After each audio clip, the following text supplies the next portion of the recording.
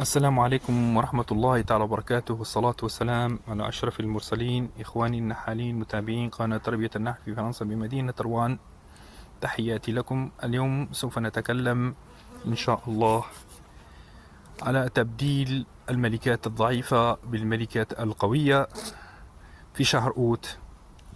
وانظر كيف النحل، لقد يتمت هذه الخلية لمدة 24 ساعة وأتيت بملكة معلمة وملكة جيدة. انظروا النحل كيف يأتي على الملكة ويريد هذه الملكة. انظروا النحل كيف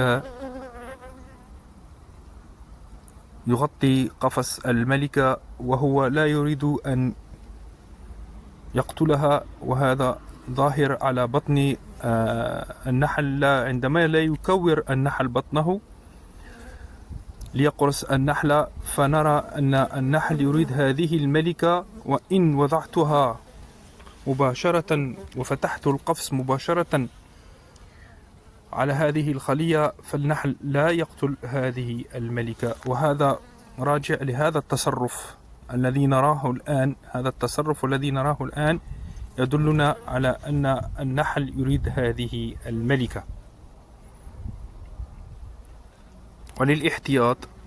وللاحتياط انظر النحل كيف يأتي إلى الملكة، لأنها تفرز الهرمونات القوية فهي تجذبه إليها. انظروا ما شاء الله، تبارك الرحمن. وسوف أضع هذه الملكة بهذه الصفة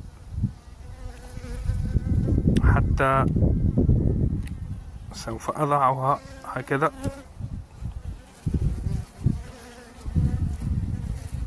وأغرق عليها. والنحل أنها سقطت الداخل، ليس هناك مشكل،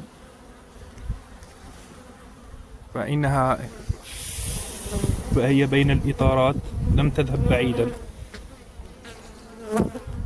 النحل يلتم نحو هذه الملكة، نحو هذا القفص، لأنه يريد هذه الملكة، لأن الخلية قد يتمت ل24 ساعة. ونستبدل دائما الملكات الضعيفة بالملكات القوية في شهر أوت بعد جني العسل، ليس قبل جني العسل. فإن لم تجن العسل ووضعت ملكة جديدة داخل الخلية فسيقتلها النحل، لا يريدها النحل. النحل لا يريد ملكة جديدة في وقت جني العسل أو جني الرحيق. بعد جني العسل ونزع العازلات، هنا نستطيع إدخال الملكات الجديدة على الخلايا. والسلام عليكم ورحمة الله تعالى وبركاته.